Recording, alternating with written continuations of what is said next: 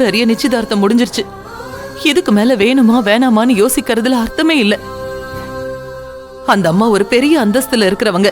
நாம அவங்களையும் அவங்க பையனையும் கேவலப்படுத்துற மாதிரி ஆயிடும். நீ சொல்றது எனக்கு புரியுது. ஆனா ஆனந்தி வேண்டவே வேண்டான்னு அடம் பிடிச்சிட்டு உட்காந்துட்டு இருக்காளே, அதுக்கு என்ன பண்ண சொல்ற?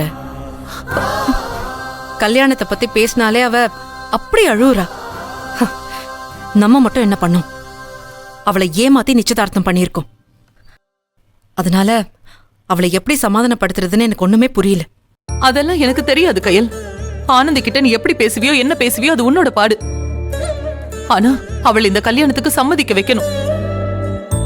அம்மா, ஆனந்திக்கு ஒரு வரன் கிடைச்சு அது நிச்சயம் வரைக்கும் வந்து முடிஞ்சிருக்கிறத ரொம்ப நல்ல விஷயமா தான் நானும் பாக்குறேன். ஆனா அவ படிச்சிட்டு இருக்கா, கல்யாணம் வேண்டான்னு அழுதுட்டு இருக்கா. அம்மா, ரொம்ப டார்ச்சர் பண்ணா அவ ஏதாவது தப்பான முடிவு எடுத்துருவாளோன்னு எனக்கு பயமா இருக்குமா.